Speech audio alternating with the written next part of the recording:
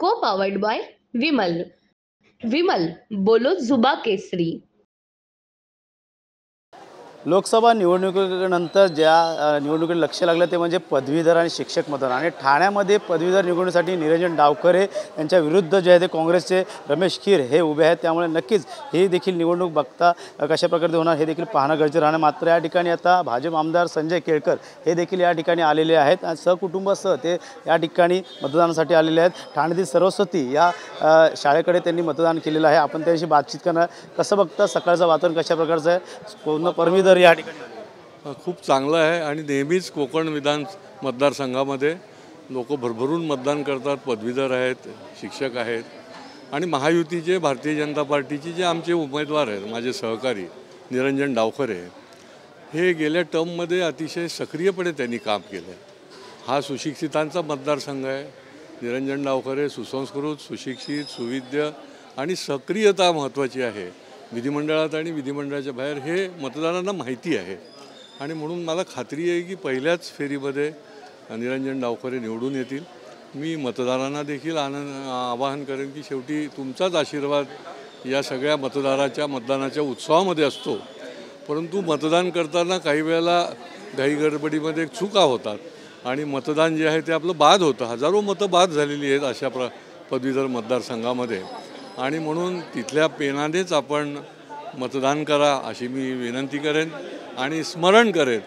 आणि त्या मतपत्रिका जी आहे ती योग्य पद्धतीने फोल्ड करून पेटीमध्ये टाका. मतदानाच्या उत्सवामध्ये भरभरून सहभागी व्हा हे मी आपल्या सगळ्या मतदारांना देखील आवाहन करतो. मात्र विरोधकांनी सांगितलं की निरंजन डावखरे यांनी कुठलंच काम केलेलं नाही आहे असा देखील आरोप या पदवीधर मतदारसंघामध्ये सभेमध्ये झाला आहे.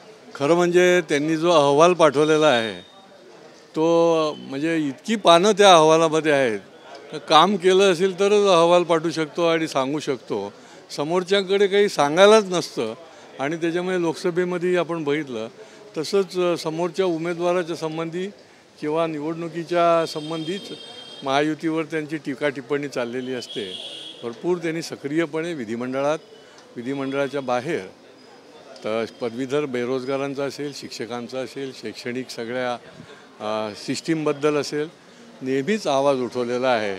आणि एवढंच नाही तर ठाण्यामध्ये देखील माझ्या जोडीने अनेक विषय कोविडच्या काळामध्ये जे काम केलं त्याने शैक्षणिक क्षेत्रातल्या लोकांसाठी सुद्धा ते विलक्षण आहे आणि लक्षणीय आहे. आणि त्यामुळे यांच्या आरोपामध्ये काही दम पण नाही, तथ्य पण नाही. काहीतरी आरोप करायचा म्हणून ते करत असतात. ही त्यांची पद्धत आहे. नक्कीच लोकसभेमध्ये ज्या पद्धतीने यश पाहिजे तसं मिळालं नाही. मात्र या ठिकाणी देखील कशा प्रकारचं यश मिळेल का? पदवीधर असेल, शिक्षक मतदार निश्चितपणे कोकण विभागामध्ये 100% यश मिळालेलं आहे आणि त्याच्यामुळे कोकणचे मतदार जे आहेत ते सुज्ञ जागरूक आहेत. या मतदारसंघामध्ये पदवीधर मतदारसंघामध्ये ते निश्चितपणे भारतीय जनता पार्टी महायुतीला यश देतील.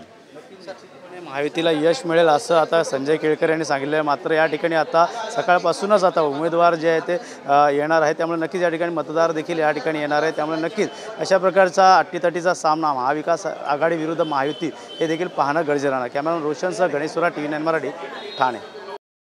को पावर्ड बाय विमल. विमल बोलो जुबा केसरी.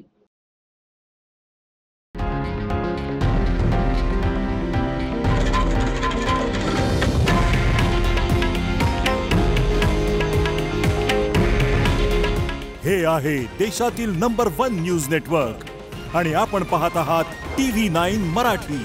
काळजी तुमची, हित महाराष्ट्राचं.